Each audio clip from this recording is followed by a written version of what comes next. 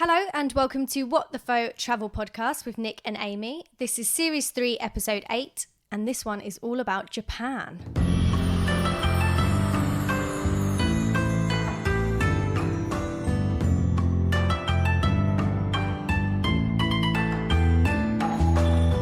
Hello everyone, thank you for joining us for another episode of What the Faux Travel Podcast.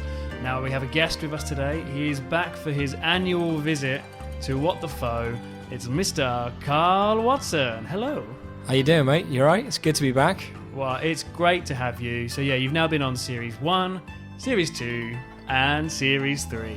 You're forgetting also the faux party podcast as well, where I sort of always take the piss out of Paddy from the Budgeteers. So There's always those bits as well. So there's been 2 parties. Does this mean this is the 5th time you've been on the show? Yeah, I mean, I'm surprised your listeners aren't bored of me yet. I mean, maybe they are. Maybe we won't get any listeners at all. I feel like maybe we should add you in as a co-presenter in this. Is this our way of asking him to be a co-presenter? Well, I have to come on the trip with you then. Yeah. Be a third wheel on your trip, yeah. We do not have the budget for that. Yeah, so if you want to hear the other episodes with Karl, in Series 1 we were talking about New Zealand, weren't we? Yep. And Series 2 we were talking about Colombia, so if you want, you can always go back and check them out. Please do. Okay, Nick, so let's start off with some shout-outs. Let's do it. Shout-outs for this month. First one goes to Damien King on Instagram. He put up a post recommending our show. He said that we have great guests, such as the Budgeteers and Karl Watson. Good guy, Damien. See, that wasn't planned, but... It's actually what he said. I actually think, this isn't planned. Like, this has just happened. We've got another Karl mention coming up. Nice. So let's go to Heath Hudgins. Sent us a message on Instagram. He's booked a one-way flight to India from the USA because we've inspired him to travel, which is amazing. He also got inspiration from, this looks planned, the Budgeteers and Karl Watson. Damn Budgeteers are always coming in first, though. Yeah. We also heard from Hayley Crone on Instagram. She said she listened to our Uruguay episode in Uruguay and she really enjoyed it. And so we hope that that's helped you with your trip. Did she mention me? She did not mention Karl Watson. Damn. We also heard from Bobby on Instagram. She said that her and her boyfriend were travelling in the car to Cornwall in England and loving our Brazil episode. We also heard from Clive Kelsey on Instagram. He said that the Uruguay episode was sick. Thank you so much. And finally, Ryan and Laura, who are Travel, Eat, Dive, Drink on Instagram. That reminded us of Dodgeball. Dodge, dip, duck, and dodge, and dive. They said they found us when doing some South American research, and they are hooked to the show. They're from Australia, and we had a little bit of banter going back and forth with them over our Australia episode that was not too complimentary, but they took it in good spirits, as most Aussies do. I love Australia, so don't listen to them. Listen to the podcast, but don't listen to them on Australia. Yeah, because you called it a dust bowl, didn't you? Yeah, I would admit that was back on our New Zealand episode because I was comparing the two. I think we'd kind of just started the podcast by then. I was just trying to make an impact. I was trying to say, like a headline kind of catching kind of sentence. And I think I went a bit too far, to be honest. Right. So let's talk about what's coming up on this show. This one is all about Japan. We're going to be talking about Tokyo, of course, Osaka, Hiroshima. Obviously, that's a really important part of their history. We're going to be talking about Mario Karts, drinking and nights out, Japanese food, how expensive it is in Japan, because that's quite a talking topic. Hakuba, which is a place where you can snowboard and ski. We're going to be talking about maid cafes. And, of course, it wouldn't be a What the Faux Travel Podcast episode if we didn't have a game. Now, Karl, we're very excited to tell you about this one. It's called, Nick, do you want to do the honours? The game is called Turning Japanese, okay? No, it's I Think I'm Turning Japanese. Oh, I've got that wrong. Well, it's about turning Japanese. Do you want me to explain the game? Well, you know the song, don't you? I think I'm turning Japanese. I really think so. Oh, yeah. Yes. Yeah. Well, I don't know it that well, but no, I think James knows that song. I remember James playing me that song whilst we're in Japan. Okay. Yeah. So what are we doing on the game later? So I've got a translator app on my phone, and I'm going to give you guys, it's going to be Karl versus Amy. I'm going to give you some sentences. You have to say them in Japanese. Now, can the translating app put them back into English? And if you succeed and you get them all right, that means you have turned Japanese. Okay. So before we play the game, we should know that Amy's been learning Japanese for quite a while now. No, I'll put your mind at rest. I've actually haven't learned for 3 months because we thought we were going to Japan, so I started to learn. But no, we're not heading there to live anymore, so I stopped. But you have been to the country. And these are phrases that Amy hasn't learned because I've just picked, some random phrases. They'll start easy and they'll get harder as we go. Okay. So you've got that to look forward to. Sweet. Now, normally we would play the Capitals game with our guests, but you've already played it twice? Well, I played it once, then James, who was my co-guest on the Columbia episode, he had to go, although I did help him out because I felt bad because he was terrible at it. We're not actually going to be playing that today, so we're going to head straight to Game Show Facts. Yes. Carl's favourite part of the show. Here we go.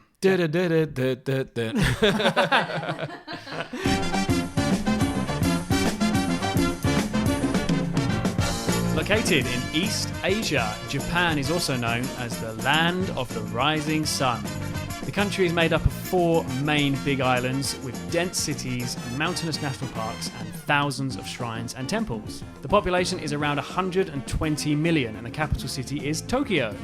Japan has one of the longest life expectancies in the world, and 21% of Japanese population is elderly over the age of 65, the highest proportion in the world. There are more elderly than there are children in Japan today, and this means sales of adult diapers are greater than sales of baby diapers. Japan has the world's 3rd largest economy and has achieved remarkable growth after the devastation of the Second World War. In 1945, Japan was defeated when the USA dropped atomic bombs on Hiroshima and Nagasaki.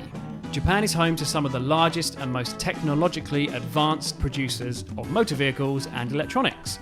Japanese gaming company Nintendo are probably best known for Super Mario! Anime, or animated Japanese films and television shows, account for 60% of the world's animation-based entertainment. Japan has the 2nd lowest murder rate in the world, but it is also home to the spooky suicide forest at the base of Mount Fuji. It is the 2nd most popular place in the world for suicides after San Francisco's Golden Gate Bridge. Slurping noodle soup is considered polite. Napping at work is becoming common and proves to your boss that you're working hard. And Japan has a penis festival every year. That's why we went. Also, a side note, if you're a YouTuber and you want to film the suicide forest, don't. Yeah, because then you'd be a dick. It doesn't work out too well, does it? So from that, Carl, I've got one question for you. Is it the penis question? No. When you're older, do you think you'll be wearing adult diapers? I've worn adult diapers before when I dislocated my shoulder, which is a story I've told a million times. People are familiar with the YouTube channel, but yeah, because they took my swim shorts off, and then when I got to the hospital, they realised once they took the towels off, I was naked, or au naturel, as they said, and they gave me a diaper to wear. Yeah, so luckily the camera wasn't rolling for that bit, but yeah. Okay, so because you're nearly 40, can I say this? I'm 30. I'm gonna be 35 in 2 months. Nearly 40. Yeah. So those diapers are closer than you think. Great game show facts there. Of course. You smash them every time. Like if that was me doing voiceover, I would have taken 50 takes. So just natural. Thank you very much. I mean, because you're saying that obviously you can see me do it, and that was actually one take. I don't think. No, it was 2 takes. But when we first started the podcast, it took me ages to get them all out. But yeah, I'm getting it eventually. Ruining the magic. It was one take, and that was it. It's always one take. What? We edit this podcast? It's all in one take. Au naturel, like you said. So normally we would move on to language lessons with Amy, but of course that's going to be part of our game. Okay. So I think we'll leave the language to Carl later. It's a very different episode. Yeah, really mixing it up. Just kind of skipping over everything. Carl, Japan. Can you just briefly give us a little map in our minds of where you went? So just kind of sure. So we started in Tokyo, like most people do. I think if you're doing a standard 2-week trip, you do Tokyo, Mount Fuji, Kyoto, and maybe Hiroshima. But because we were doing a 4-week trip from Tokyo, we went up to this town called Nagano. Probably going to pronounce most of these place names wrong, so forgive me. But went to Nagano, went to see the snow monkeys. And then we popped to the ski resort town Hakuba because James was going to stay on an extra. I was traveling with James again. He was going to stay on an extra month to go snowboarding at the end. So we checked it out for one night. Then we went to a town called Kanazawa, which is a really beautiful town on the north coast. And that's quite popular with Japanese tourists, but not so many Western tourists go there. So it was, I wouldn't call it off the beaten track, but it was certainly not on the usual kind of route. Really beautiful town. Then went down to, what did we do next? Kyoto, a few days. And then Osaka, which we absolutely loved. From Osaka, you could do day trips to different places like Nara. That's a town full of all the deer. Lots of people go there. Lots of people recommend that to us. Then we went to Hiroshima. Had a few days there. There's actually tons of stuff to do there. We can talk more about Hiroshima later, I guess. And then went to Hakone to do Mount Fuji on the way back and finished in Tokyo. Fantastic. Was that brief enough? Was that? No, that was good. No, very good. Is this all on kind of the one like main big island? Yes, right? It's on the main island, which is called insert name here because I can't remember. The island is called Honshu. So just to explain for people that don't know, Japan's kind of in 3 islands, isn't it? 4. Oh, okay. It's in the game show facts. See, I was listening, Nick. I was listening. Okay, so it's 4. So But it is the main one. But yeah, there's 4 main islands, and the one in the middle's got Tokyo and all the main your classic tourist spots, and then sort of the more sort of off the beaten track ones from the other places. Yeah. So before we get into like all the places and what you did in those places, you're Karl Watson, and you were with the alcoholic that is James Walsh. So you obviously checked out the bars. So what was the drinking scene like in Japan? Well, Japan's a very kind of work hard, play hard place. So yeah, there's tons of bars, but not just like nightclubs or usual bars. There's these like small Japanese pubs that I think are called izakayas. And they fit only about 10 people in. 10, hey, remember that? Sitting around a bar. And, like, this is where we had the most fun in the holiday. Not, like, just by getting drunk, but you go into these tiny, tiny places, sit down, you'd be the only Westerners in there, and everyone wanted to talk to you. So you just start chatting with the locals, trying out the different food, and everything led to, like, a little mini adventure. Met so many cool people. And one of the things we discovered as well was, I think when we got to the second town, Nagano, some old guy started chatting to us and like challenged us to arm wrestles and things, and then when he left, he paid for our entire bill. And then that happened like another time with some middle-aged dude, and then someone told us that it's like a custom there for like the older people to pay for younger people's drinks. This might not be true, but this is what we experienced. So it got to the point when we were going to bars, instead of trying to find young girls, we're trying to find old men. Brilliant. Do you think you had this experience with the locals? Because I remember watching a video. You were there in winter, weren't you? So I guess low season. Do you think you would have had the same experience in the summer? I think we would have. Basically, yeah, to explain, we were there in January, which is low season. So every hostel we went to was dead. But there must be a backpacking scene there because every town had so many hostels to choose from, even the small towns. It's just they were empty. So, it did force us to go out more and just chat with the locals. But I think if it was busy at the hostels, we would have gone to these places and started chatting to the locals, and we would have done it. We would have done it anyway, just maybe not to the same extent. So when you was in Tokyo, if you're looking for a drinking scene, where's kind of the best place to go? Because is it all in one area, or is there different clubs? There's different areas. There's one area that's called the Golden Guy, which is like a sort of area of all these small izakayas. There's about 300 of them packed into a tiny place. That one is popular with tourists, so you would go and actually be just as likely to speak to a tourist as a local. There's another area in town beginning with R, that name I can't remember, but that's full of the full-on nightclubs. But pretty much anywhere you go in town, you're going to find these little places to drink and stuff. So, because they love a drink there. They love it. And they even have a chain of British pubs there, which like you wouldn't go to Japan to go to a British pub, but sometimes we go into what we thought was a Japanese pub. I'm using quotation marks here, air quotation marks here, which doesn't work for a podcast. But we're going to what we thought was a Japanese pub and it'd be full of tourists. But then we go to this British pub chain called The Hub, and it was always full of Japanese. So it was kind of like if you're feeling a bit homesick but didn't want to fully be surrounded by Brits, like your halfway point. So. And did they get the British pubs on point? Were they normal? It was pretty good actually. It had like the whole decor and stuff was exactly the same, so it was, as far as like, British pubs have been to abroad, it was pretty spot on. I know you went to one of these. What are the maid cafes like? The maid cafes, so they're popular in Tokyo. They might have them around the rest of the country as well, but we weren't sure whether this was going to be something sleazy and creepy or just good fun, but it's basically Japanese girls dressed up as maids. It sounds bad just as I'm saying it. So it does sound creepy.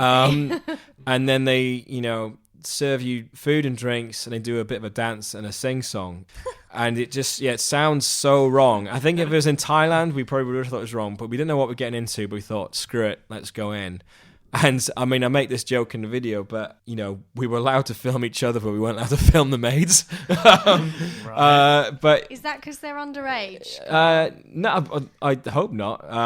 But it's not. What it is though, it's basically I read up a bit more about it afterwards, and I think it's to sort of imitate the sort of anime look of, because like anime's so big there, so they're dressed up like in these schoolgirl outfits, like in the anime, but then everything's like bright and colourful, and they're playing all this like cartoony kind of music. And so there's actually nothing overtly sexual about it. They're not stripping, they're not trying to be sexy, they're not flirting with you.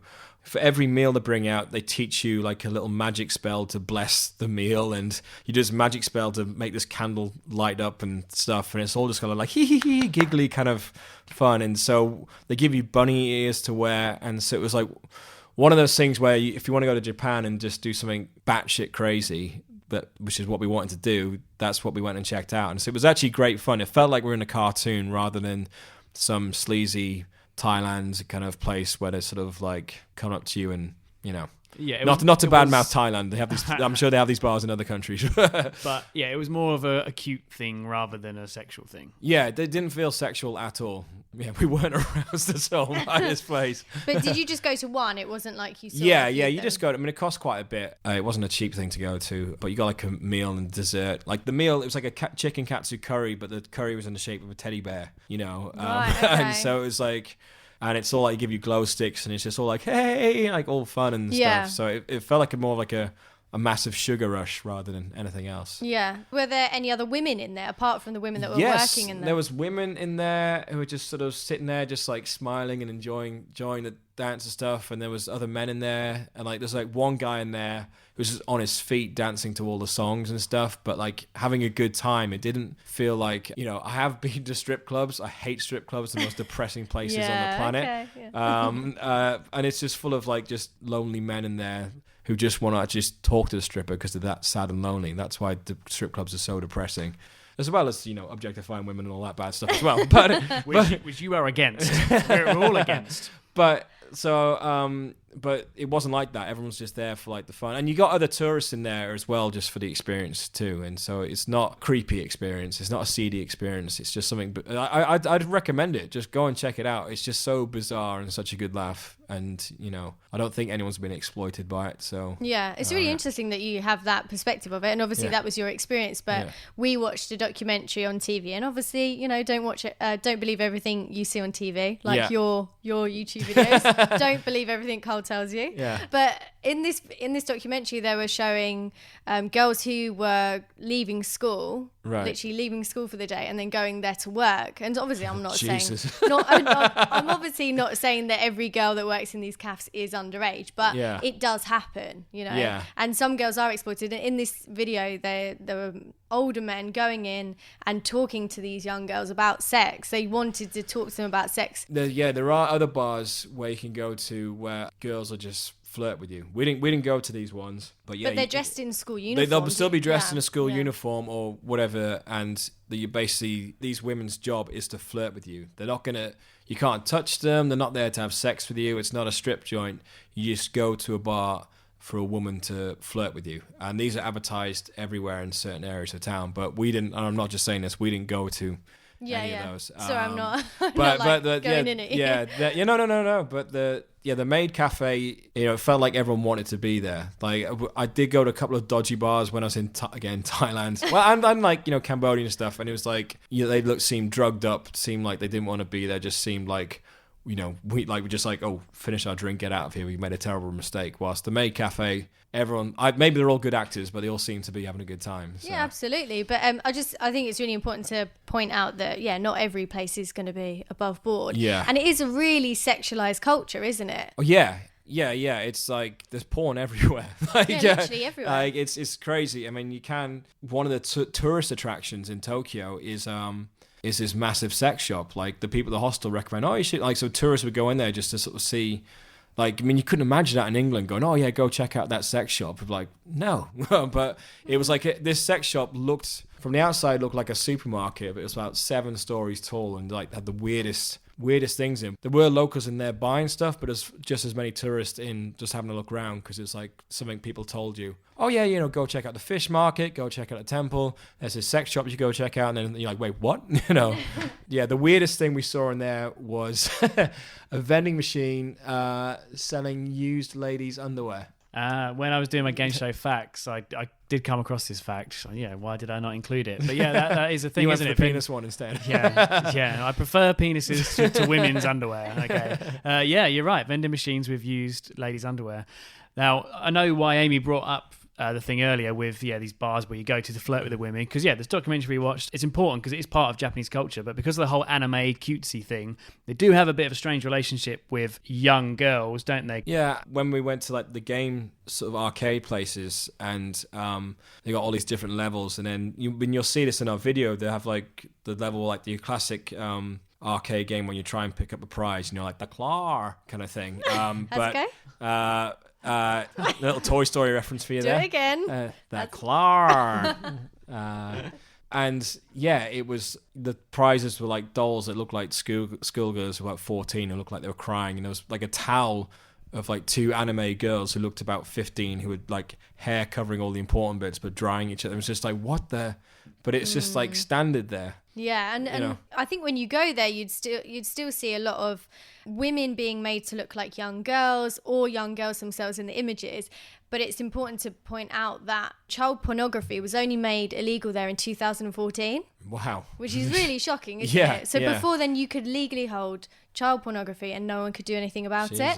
Like doing sexual acts with children was illegal. But yeah, child pornography, that's absolutely fine until 2014. Bloody hell. Yeah, so this is not how I expected this podcast to start. We're going to get onto lighter things. But yeah, like, this is something we've learned about Japan. And yeah, like there are so many good things about it. But then there is this side to it. But, you know, it's moving in the right direction, just a bit slower than other countries. Yeah. But it's interesting. Like, you know, it's not something we agree with, but it's interesting. So we are going to move on to something a bit happier, but then still child pornography. Yeah, never thought we'd be mentioning that on this show.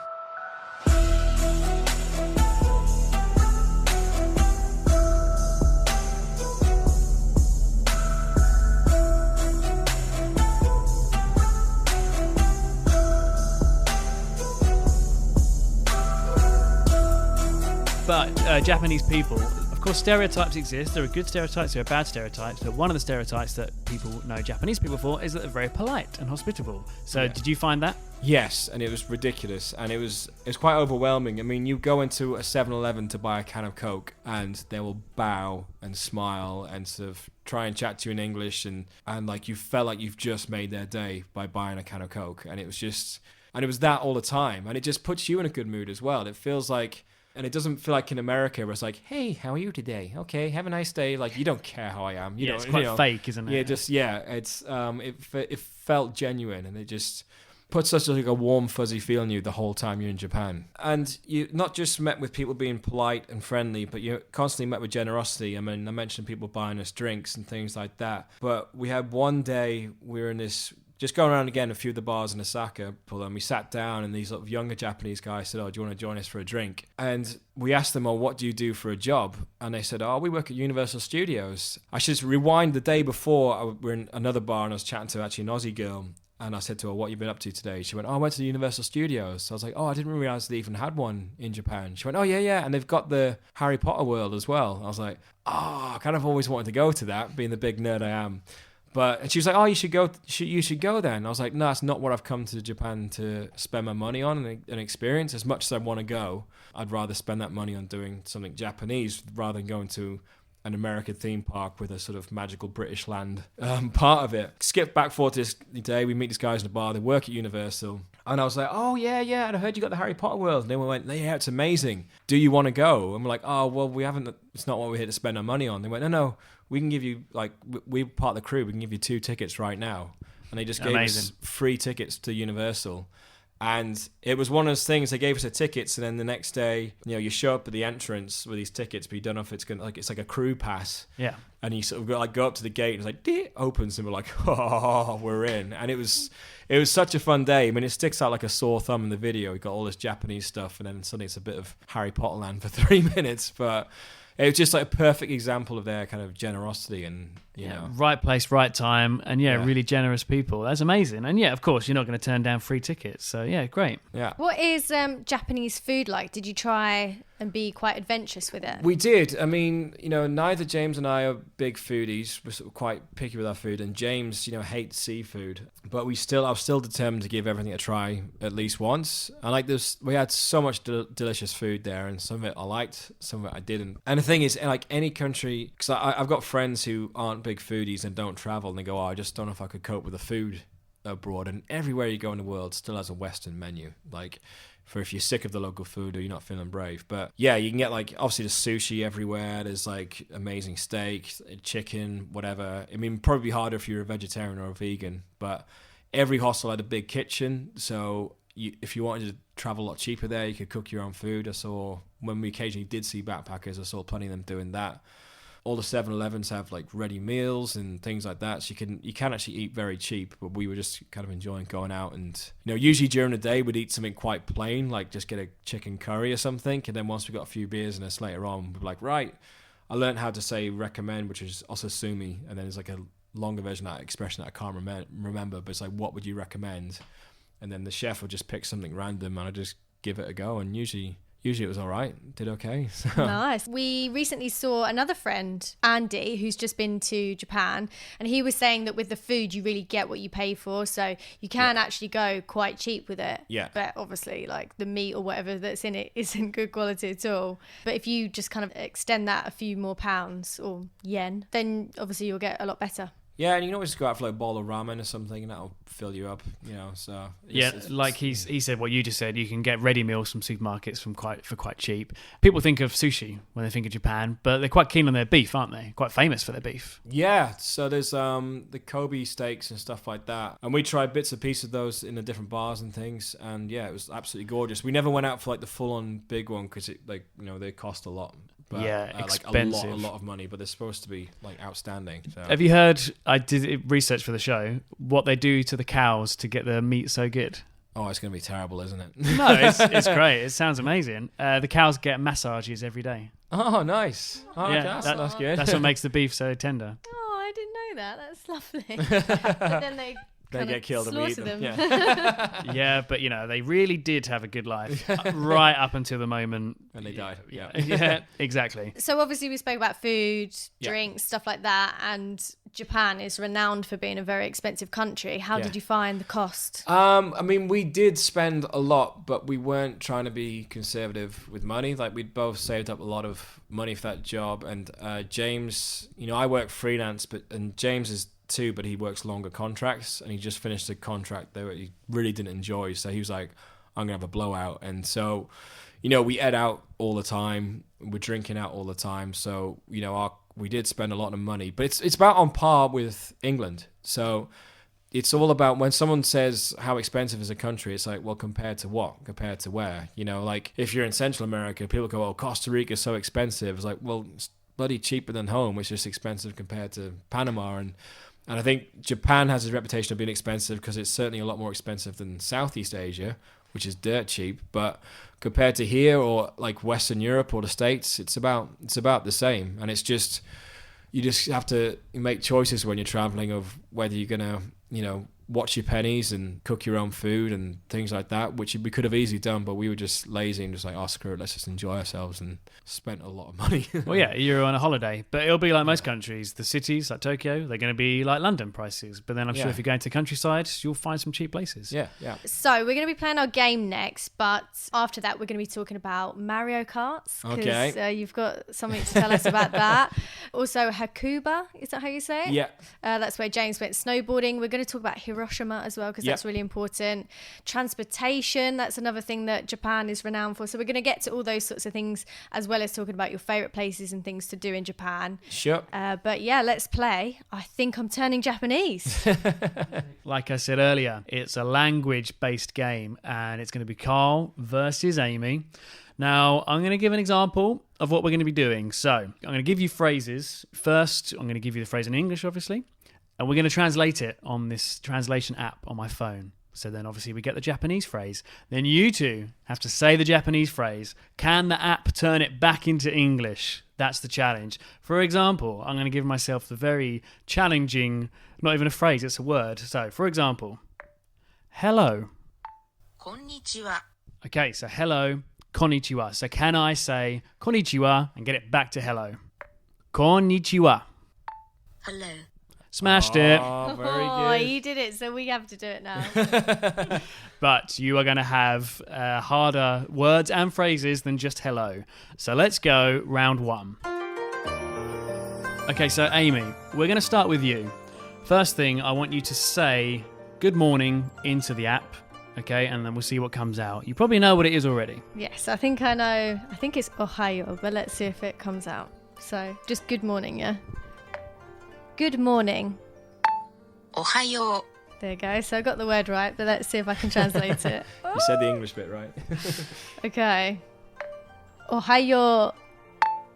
うmorning That's a bit of a weird accent. Sound a bit country. Morning. Morning. Morning. But yeah, I'll give you that one. Yeah, that's fine. Point number 1 to me. Shit. I know that because I used to listen to a Japanese podcast, and in the jingle it goes Ohayo Tokyo. All right, okay. Well done, Amy. 1 point to you. Carl, your phrase is good evening. I already know this one. I'm trying to think if I know this one. I think is it konbanwa?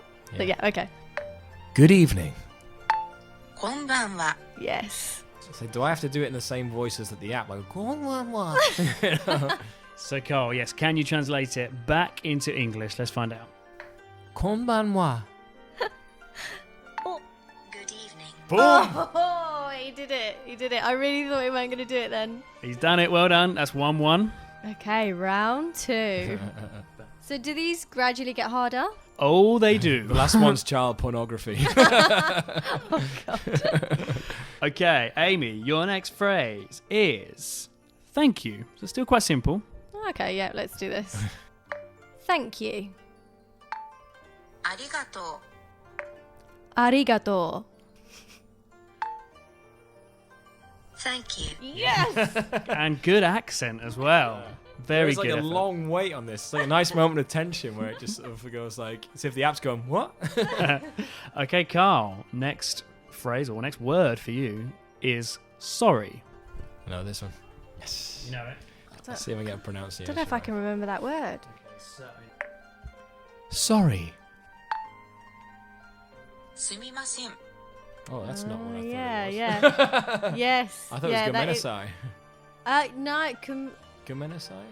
kudasai means please. Oh, gomenasai or something. Gomenasai. I think there's a couple of different ways you can say it. Okay, so what did she say? Well, that's the game, Carl. So If you want to do it again. Sorry. すみません Okay. I feel like that's cheating. You just got it twice. So Oh, believe me, later on you'll both want to hear the phrases a few times. Okay, Carl, can you get it back into English? Sumimasen. Excuse me What? No! Failed. He I failed, think that's mate. the app failing there. I think I was see, that's spot on. kind of the way it's translating it back and forth. Can we do a little test? Can you say gomenasai in it Yeah. and see what comes up? Yeah, because I thought it was gomenasai, which meant sorry. At least that's what I was saying in Japan. Gomenasai. I'm sorry See? Oh my God, we're more clever than the app. Wow, well done. I think sorry doubted I you. should get like 3 bonus points. I think you're right. So I agree with you, and I'm your opponent. That definitely needs more points. Is he getting more points? We'll just keep Oh. it equal. Yeah, so it's 2-2. Yeah, unfortunately, that's what can happen with some apps, can't it? Sometimes some translation apps, some things literally are lost in translation. Maybe if it gets like if we're timed by the end, then we'll just have to go what the app says, just to sort of, because the app is like determining who wins, I guess. Yes. But for that one, well, let me have it. yeah. Fair enough. So it's Amy 2-2. doesn't look impressed. You're both doing very well. 2-2. Now things are going to get a bit more interesting. Amy, something you're going to need to say if we ever go to Japan. Gluten-free. Oh, this is true. Oh yeah, I do. I'm gluten free. I need to know that in every language. Okay, here we go. Gluten free. グルテンフリー No way. Okay. You ready to give this a go? Yep, let's do it. Gluten free. Guten, I'm gonna go. No! What does that mean? Guten, I'm gonna go. That doesn't even make sense. Is Guten's Guten a like name? good. That's like German for good, like Guten Morgen. Yeah. Oh man, I failed. So that is the first fail. See, it is tough. It's going to get very tough now. Okay, Carl. Because that just sounded like gluten-free in a Japanese accent. Yeah, there's a lot of words. I found that when I was learning Japanese, there were some really weird ones. Like, oh well, beer is beer. Yeah. It's just really weird. And toilet's like toiri or something. You know? Well, Amy's ruined the next one. A phrase that Carl would have used a lot in Japan. 2 beers, please. Oh, I just said beer. Pelled up a number. Maybe these are going to be the hard ones because it can't understand what we're saying. Okay. 2 beers, please. ビールを2杯頼む。 Good luck. Good luck. Yeah, can you play it again? ビールを2杯頼む。 Okay. Jesus. All right, let's give it a go. Let's give it a go. Beer need no hide hammer. I think that's so wrong. I'm gonna go in clown, and I am a ham cutlet. What on earth did that just say? Should we, Carl's dying. Should we hear that again? I'm gonna go in clown, and I am a ham cutlet. Read it out. I'm going to go in clown and I'm a ham cutlet. Oh my god, that's hilarious. I don't actually know how my sentence can get harder than that. I'm a bit scared. Well, it's close. I'm gonna go in clown and I'm a ham cutlet. Wow. Okay. Amy, next phrase. Can you help me? Okay. Oh, I feel like I might have learnt this before. Can you help me, yeah? Can you help me? 手伝ってくれ。 Wow. Do you want that again? Yeah. 手伝ってくれ。 Okay, right, I'm ready. Let's do this. I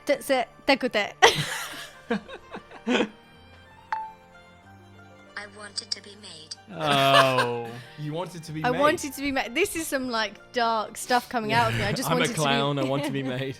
I want to be made into a It's ham weird, cutlet. like if because there's like a slight delay between saying it back. Like if it's like say it immediately afterwards, but then you start going, okay, I'm ready, press record, then it just goes completely out of your Out mind. of your head. It's actually really hard. Oh, I knew this would be so tough. We started well. You both had 2 points on the first 2 questions. Okay, Carl, next phrase Is is... it number 4? Yeah. It is number 4, and maybe something you'd need when you were in Japan. I don't speak Japanese. Oh. I just said yeah. Did you know how to say that? No? No. Okay. I don't speak Japanese. 日本語は話せません。 Oh, that one's easy. Yeah, I think I should be able to do this one, but See, when you've learnt a bit of Japanese, like we both have, that one's actually okay. well, That's I haven't more learned of like that a much. round I just 2. know like 10 phrases. 日本語は話せません。 Let me have a look at it. Let me have a look. Nihongo hanihasumasen. Smashed it. 日本語は話せません。 Alright, let's just give it a go. I'm probably going to mess it up. I've forgotten it already. Hihongon huwai simanasen. Oh, that was quite close. The one is the one that is one of the Ahon Co. Did you just say that a-hole? No. I think it did. Right, okay. What was that again? The one is the one that is one of the Ahon Co. Wow. So that says the one is the one that is the one of the Ihon Co. See, that's an old Japanese Proverb. proverb, yes. See, I think I could have done that one. Nihongo hanimasen. Yeah, Right. I recognise the word, masen. And Nihongo is Japanese, isn't it? Yeah, so Nihon is Japan, Nihongo is Japanese. Yeah. Yeah. We're now on to the final round, and we need one of you to get a point. Otherwise, I it's think going to be... Amy's gonna get it. Yeah. Okay. Right, here we go. Amy, I like the Penis Festival. That doesn't even make sense in English, does it? I like... Oh, okay, yeah, I like the Penis Festival. Yeah, they have a Penis Festival every year in Japan, and you like it. I do like it. Okay. I like the Penis Festival. 電池交際が好きです。 Wow, that's tough. We'll have that again. Ready? 天地こさえが好きです。 See, that looks really different on the screen. So, can I have it one more time? Yeah. 天地こさえが好きです。 I can't do that. The writing looks completely different. Pention Masuri ga Yoshimuku desu.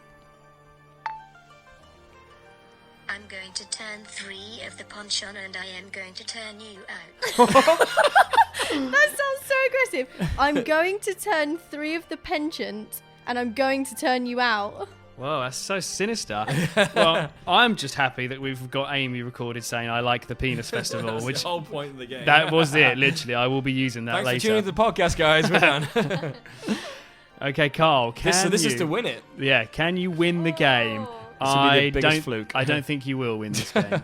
So I want you to say, which again, I reckon you said this to many girls in Japan. I am famous on the internet. See, I didn't have to say that, Nick, because I just know. They just knew who I was. I am famous on the internet. Doesn't say what for. 私はインターネットで有名です。 Okay, let me Oh, hear that again. I feel like I could get that 私 one. はインターネットで有名です。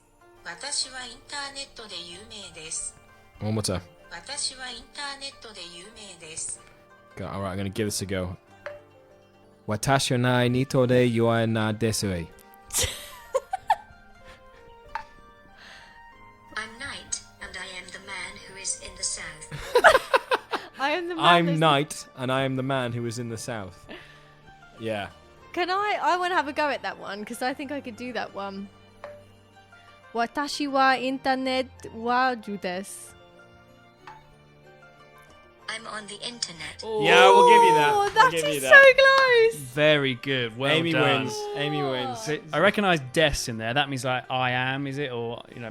Yeah, so des is kind of like at the end of the sentence, and then if it says like, and that's kind of like present tense. But if you say hajime mashite, that's kind of like it's nice to meet you in the present form. Yeah. But if you say hajime mashita, means kind of in the past. It was nice to meet you. So there you go. Ah. Check you out. Well, are we saying that Amy won that then? Yeah, absolutely. Yeah? But yeah, you see, you do know some Japanese. I only know like 10 phrases. But that Give them to me then. What are the phrases? oh, that's a random number I've just picked. But there's like konnichiwa, you know, not konbanwa, genki desu ka.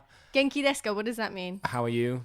Yeah, okay, yeah. Hajireste is nice to meet you. Gomenasai, sorry, as we proved. What else do we have? Osasumi's recommend. I can't remember the full phrase for that. Yeah, you know a few words and phrases. I got a few down, and the thing was as well, like as a serious note for getting by in Japan without speaking Japanese, they're very aware that it's like a very different language to yours, and it's the only country that speaks it. So they don't necessarily expect you to speak Japanese. It's not like some countries you go and you don't speak any other language, and they look at you as if you're rude and an idiot. They're almost apologizing to you. But if you do know more than one or two phrases, like the fact that when we said hajime mashite, they were literally like, oh, and clapping their hands, like absolutely loved it, and it would blow their minds. So yeah, you can't there's a little serious tip from that game. You can get by in Japan without Japanese, but it's always good to learn a few phrases. Of course, yeah. Well, fantastic. Good game. I mean, it was good fun. I knew even if the app came out with some stupid things, that will be the whole point of the game. That was good. And Amy, you have turned Japanese. Yes. How do I say yes? What is yes? It's I don't know. I didn't learn yes. No, I do know that yes and no. It's this is going to annoy me now. Yes. That's not a hard one. That's what she said. Hi. Hi, of yeah, course. Hi. Yeah, hi. Yeah. Yeah, and because you said it's not similar to other languages, when I was learning Japanese, the language that it's closest to is either Mongolian or Korean. Oh, well, I'm good at those, so it's a shame. Interesting you didn't understand them then, isn't it? But no, Japanese is an incredible language. And so when I told people that I was trying to learn it, so many people were really shocked. But actually, if you give it a go, it's a lot easier than you think. I think it's just a bit shocking because you have 3 different alphabets to it. So the biggest one that's almost impossible to learn is kanji. So that's all the different symbols that you'll see everywhere. So you've got hiragana at the start, and that's kind of like your basic form of the alphabet. And then you have katakana, and then you have kanji. But I can read hiragana. That sounds more impressive than it is. I would know how to say the line. I know what the symbols are and what the sound is, but I don't know what I'm saying. So it's quite a phonetic language as well. Like when you see it written in our alphabet, it's quite phonetic. Whilst sometimes, when I remember trying to speak some Chinese words, and it's just like, that's not how you say it at all. Yeah. And that's the other thing with Japanese. We all think it's really hard and everything, but Japanese uses 80% of the same sounds that English does. Right. So the only difference they have is if you've got a sound of R-I, where we would say ri, they say ri. So they kind of roll their tongue. Arigato. There you go. So they say it in thank you, arigato. So it's not arigato, arigato. So yeah, very interesting language. Nice.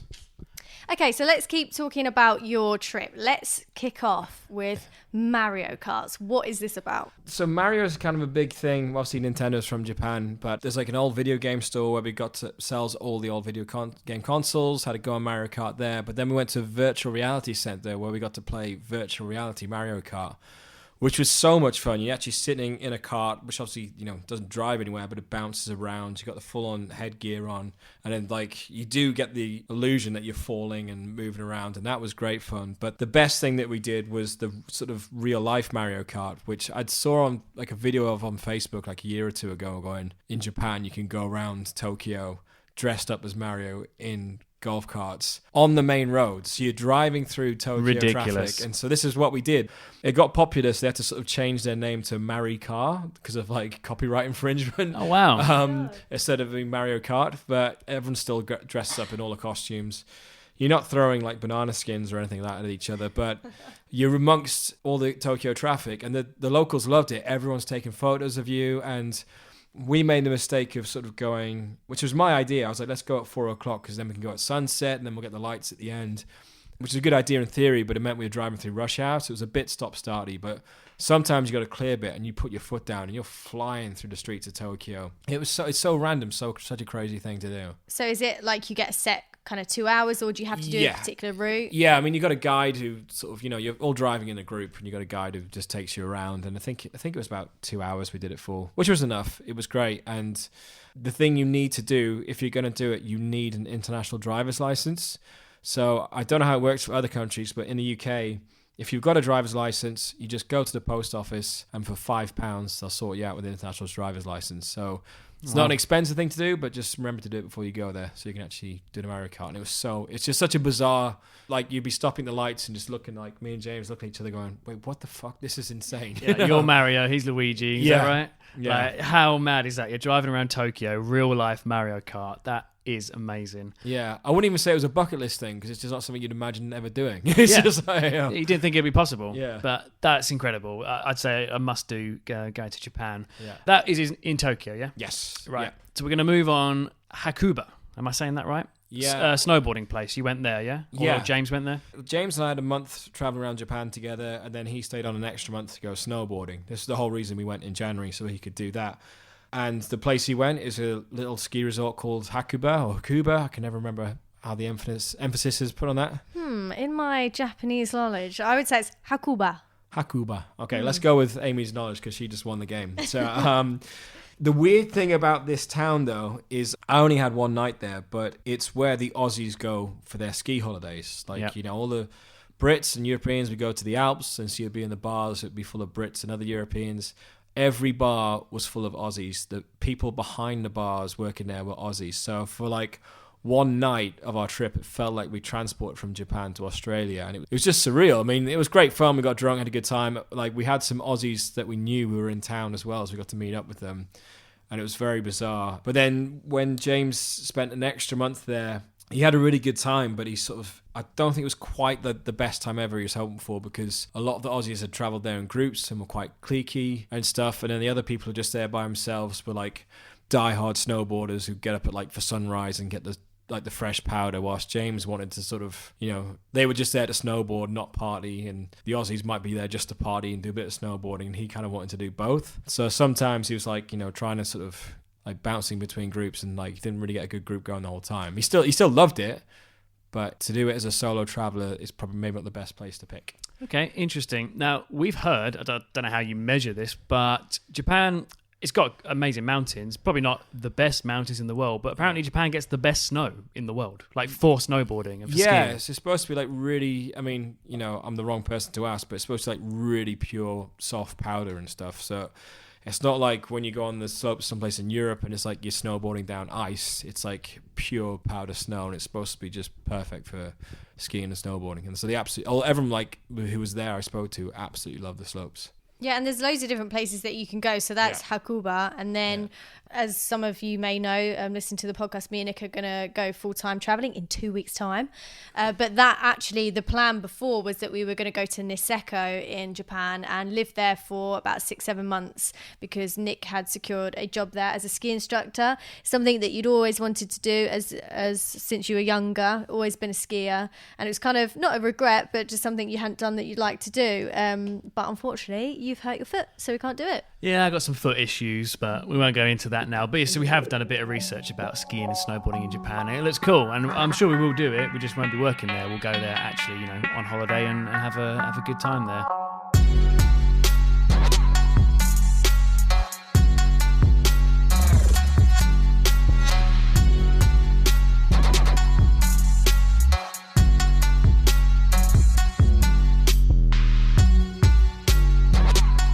We've kind of covered different topics, but where would be your favourite place? You think someone should definitely go? The place I enjoyed the most, and I know a few people have been to Japan who probably agree, is Osaka, because Osaka sort of has all the fun and craziness of Tokyo, but in a more compact space. Like Tokyo, you got to get on the metro to different parts of the town, and that can take a while because it's such a ridiculously big city.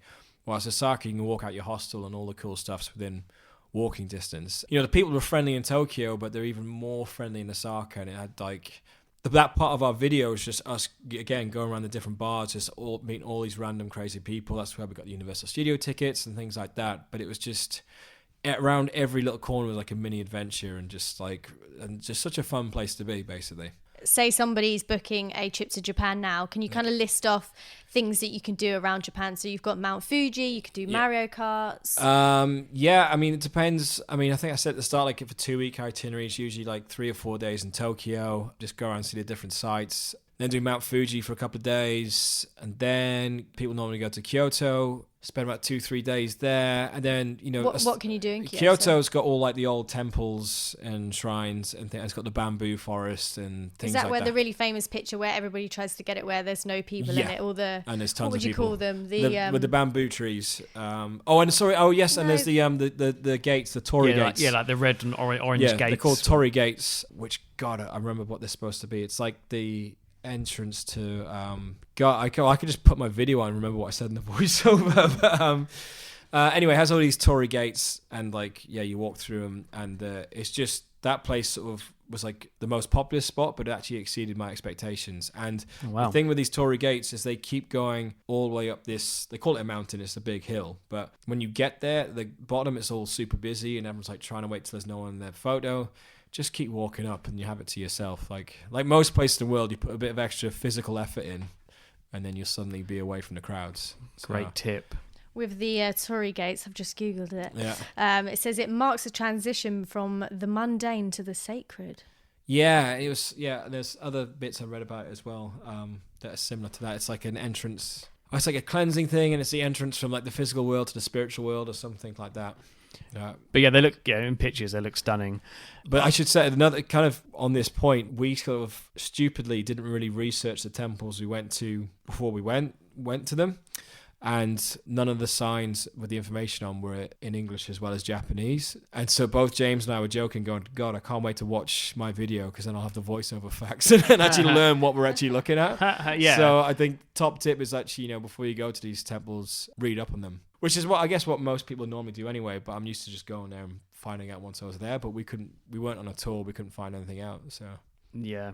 Did you find that a lot around Japan, or was it just there? I think most it was things quite in English? I mean, a lot of the sort of signs of where to go and getting around, they had it in English. When you're on the trains, a lot of times the signs were in English and stuff. It was just at the temples, certainly what I noticed. I mean, someone might contradict me with other facts, but from our experience, we're like going, oh, what's this temple about?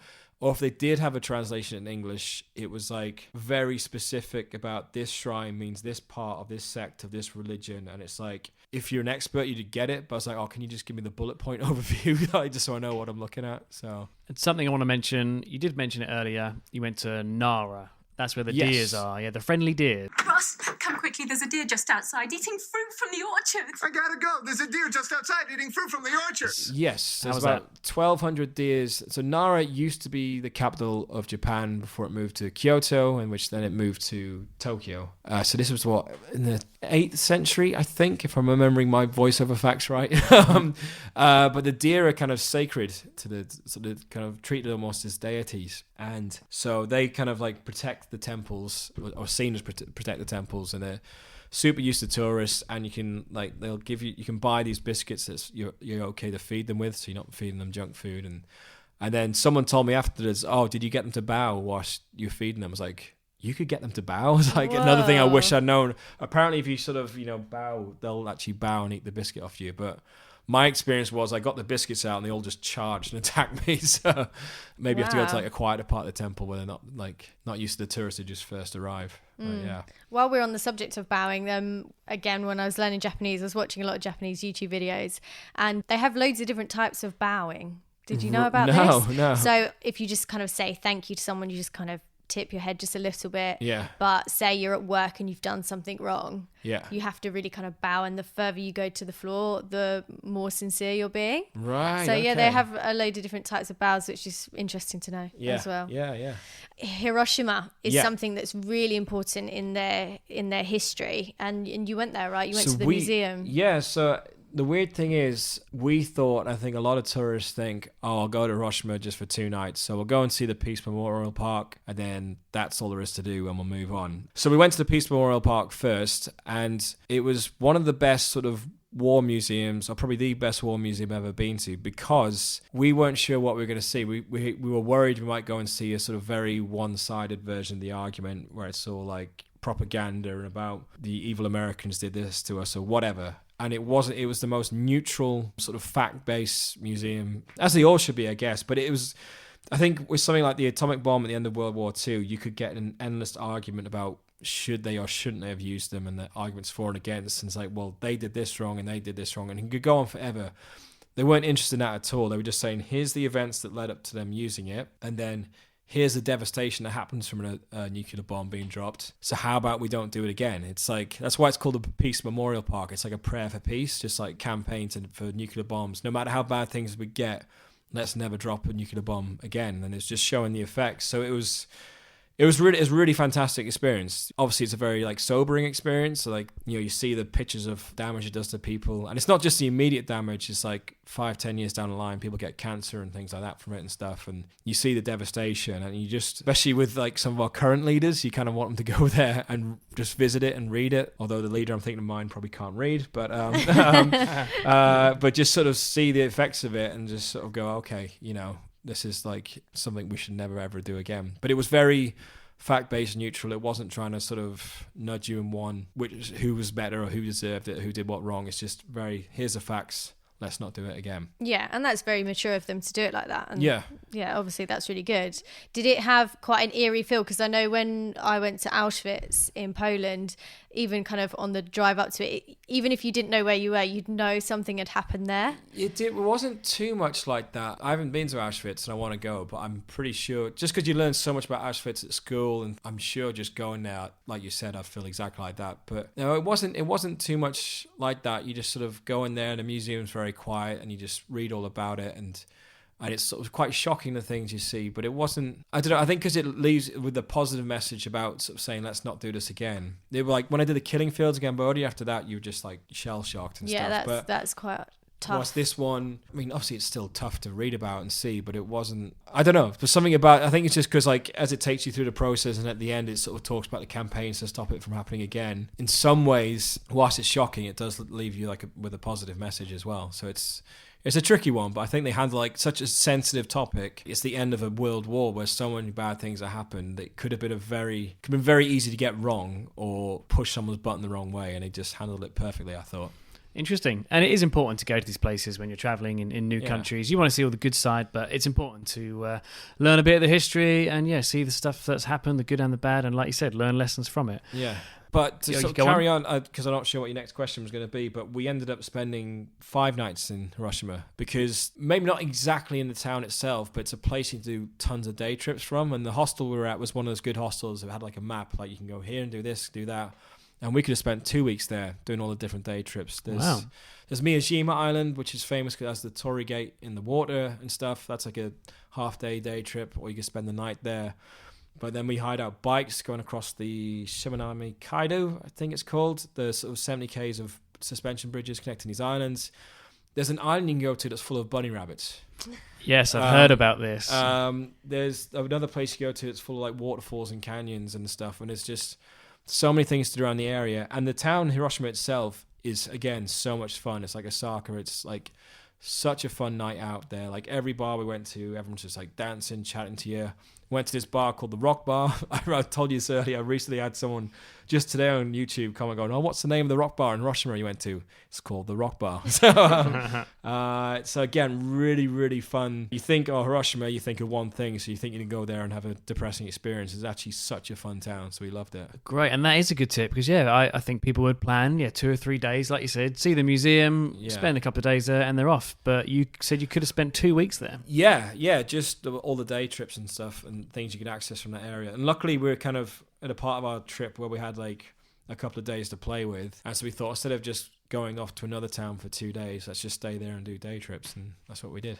Fantastic. So I want to know, getting around Japan. Yeah. I mean, we've heard the transportation system's great, but tell us what you think of it and tips for people that want to get around Japan. What's the best way to do it? So probably the best way for tourists is the Japan Rail Pass. The maximum you can get it for is 3 weeks, and so we kind of timed it. It started as soon as we left Tokyo, so we had a few days in Tokyo, and then it got us nearly back to Tokyo. It got us back to Mount Fuji, and then we had to buy the ticket back from Mount Fuji to Tokyo, which is like 45 minutes. So is this the bullet trains? So there's all the bullet trains, and it's super easy to use. Like the only time you'll have trouble with the transport is some of the tube stations don't have it's not in English at all, but most of the time you got by fine, and usually you can ask someone and they'll sort you out. But in terms of trains themselves, they're bang on time. But these bullet trains, it's probably my favorite transport I've ever been on because it's so comfy. Like you have at least 2, maybe 3 times the amount of leg room you have on a plane. The seats are wide, comfy. It's super quiet. No one's talking. It's one of the things that made our trip just pure fun, because sometimes the worst bit about traveling is actually the traveling. Yeah. Like I've just been in Central America. You're cramped in these minivans, not designed for people who are like taller than 5 foot, and it's just excruciating painful for 10 hours. And this time, anytime it's a travel day, we're like, oh cool, we can just chill out in the bullet train for a bit and hang out. Great. So you said the Japan Rail Pass. Yeah. Is that all trains around Japan? Yes. And how much is that for 3 weeks? It's all the JR trains, so it'll work on the majority of the trains in Japan. But you get a map and people explain it to you. So how much was that for 3 weeks? Do you remember? It wasn't cheap. I think it's like £120 for a week, and so it was like £330 for the whole lot. So it is quite pricey. And if you're just doing a short trip there is a website you can go to, which I can't remember, but if you're just doing a couple of journeys, then it's actually probably cheaper not to get it. And they have like cheap internal flights. They also have like really comfy overnight buses, apparently. If you want to find out more stuff, I was going to make sure I plug this YouTube channel. Not mine. We'll obviously go watch mine. But there's another... watch mine first and then go... There's a guy called Chris Abroad. Oh, yes. He's brilliant. His YouTube channel is Abroad in Japan. I don't know the guy. He doesn't need me to plug it because he's got like 1 million subscribers, the bastard. But his videos... Like, he's been living in Japan for 6 years now, I think. And his videos are really informative, but they're hilarious. And like, he's got stuff on like all your questions about how you get about Japan and what's it like being there. They're all answered and they're funny as hell. So definitely go watch mine first and then go watch his. And actually, you may have seen his videos because one of them went viral when the missiles were being tested and they went into the waters of Japan. Oh, North Korea, Yeah, the North Korean missiles. And from that, it was really interesting. So he was asleep in his flat because he lives there and he can speak fluent Japanese. He's really incredible. Yeah. And that's where I watched a lot of his videos when I was learning Japanese. Yeah. And his TV just automatically turned on. So they automatically turned on the TV to tell him the news that they were testing these missiles. Well, North Korea was. Got all these phone alerts and all of that. But that video went viral. So if you're regularly on Facebook, you probably have seen him before. Yeah. What would you rate it out of 10? So 10 being the best country you've ever been to in your life. And you've been to many countries. I've been to, I might definitely rate it 10. I mean, I'll probably still keep New Zealand as my favorite because I've got a lot of history there and stuff. But it's definitely, you know, again, it's always hard to answer because you enjoy different countries, different reasons, yada, yada. But I definitely put it up there as one of my favorites. So definitely give it 10 out of 10. And I felt, you know, normally at the end of a trip, I don't get sad at the end of the trip because there's nothing you can do about the trip ending. Just get on with it, get home, start planning your next one. I mean, I was sad at the end of HK2NY because that was 9 months around the world. So obviously that was just like a life adjustment coming home. But at Japan, like when I was at the airport, I was gutted. Like I had like a little violin playing in my head because it was just such a fun place. The people are so friendly, and it was just, I loved everything about it. I was like, God, I gotta go back to miserable fucking England. You know, like, so yeah, definitely 10. Yeah, that's great that you've said 10 out of 10. We know a few people who say exactly the same thing. I haven't spoken to anyone who didn't like Japan. Yeah, he's getting a second mention, but I know he listens to the show. Our friend Andy McElwain just recently got back from Japan. And Anita, his wife. Yeah, but she doesn't listen. So yeah, but we love her. Yeah, we do, but the shout-outs for Andy. But he said the same thing. He actually said it's his favourite place he's ever been, and they've both been to a lot of places. So all we've heard are good things about Japan. So if we ever go there, Amy, we're going to fucking hate it. Well, yeah, see, we need to keep our expectations low, and that's what I would suggest to anyone listening to this. Keep them low, because then they'll just be blown out of the water. I think any place you got to go is you got to manage your expectations. Yeah, for sure. Nothing's like, no place is perfect. Just because you're on foreign soil doesn't make it good. But the thing to enjoy about Japan is just there's a mini adventure around every corner, and everything's just a bit quirky and a bit different. And it's a place that even though you're there experiencing stuff, you're immediately getting FOMO. It's like, oh, I could go and do that. I could go and do that. And so yeah, I absolutely loved it. Absolutely loved it. And it's a country as well. I get lots of people going, oh, I never considered going to Japan. Whilst for me, I'd always considered going there. Yeah, kind of took me by surprise of just how kind of blown away I was by it. Fantastic. Yeah. No, really good. And of course, people that have been listening, you've been hearing all about Japan, but if you want to see Japan, Karl... Finally the plug. This is in his contract. Any reason why he's come on. So where can people watch your trip of Japan? So if you go to my YouTube channel, it's Karl Watson, Karl with a K. And then, I mean, if you just put in Karl Watson Japan on YouTube, it'll come straight up. The two-part series called A Journey in Japan. Bit of alliteration for you there. The 2 episodes are very long just because the way it worked out. So they're both over an hour long. So, you know, get yourself beer, get some popcorn or some sushi, eh? Yes. And then, you know, watch one or binge watch the 2 of them, and hopefully by the end you'll get to see why we fell in love with it. And like some, like going back to nice comments, I've had people comment going, I didn't think I never considered going to Japan. I've watched that, now I want to go. So that's kind of the best compliment you can get, I guess. Absolutely, it is for sure. All right then, so that is going to wrap us up for this episode. Karl, thank you. We'll see you in series 4. Yeah, yeah. I'll hopefully get to bump into you guys somewhere on your never-ending world trip. But good, gonna admit, I actually choked on my water there. He's getting so emotional. Oh, are you gonna cry, Karl? I actually choked on my water there, but I am gonna miss you guys. Really am. That was amazing. Well, yeah. I mean, as we record this right now, we're as we record this right now, we're in the past quite a bit. We're recording ahead of time, but by the time you guys are hearing this episode, me and Amy will be on our big trip around the world, and who knows how that's going to be going by that point. So yeah, hopefully we'll see you somewhere around the world, Karl. Yeah. But you guys out there listening, if there's a way you want to support the show, we always say the number one thing is that you're listening. Thank you so much for listening to the show. We hope you're enjoying it. But if you want to go that extra step further, we do sell merchandise, so you can wear bloody cool t-shirts and support the show. But you could also become a patron of the show, and then you really are one of the team, and you guys are keeping us going.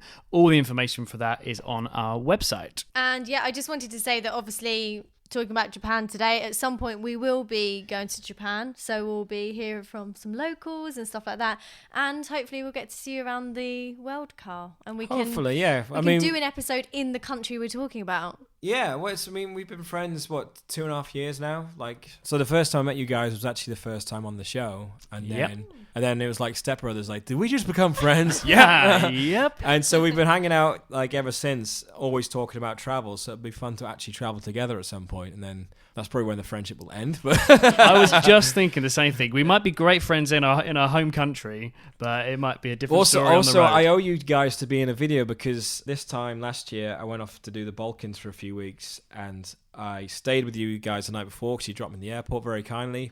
And so I got you on for the intro of the video, and then I got to the Balkans. I was like, I'm not going to film this trip. I was burnt out. I needed a break, and I don't regret that. It was the best decision, but I was like, shit.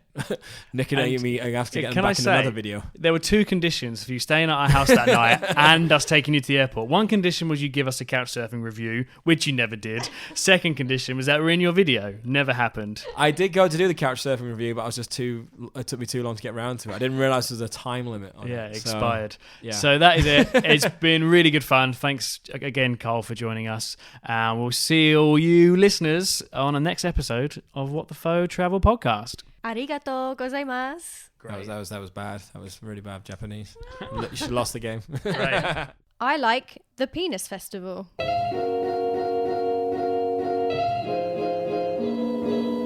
Don't forget, you can get in touch with the show. You can email us at whatthefaupodcast@gmail.com. We are also on all the social medias, Facebook, Instagram and Twitter. And we are also on Patreon. For more information on all those things, you can go to our website at www.whatthefaupodcast.com.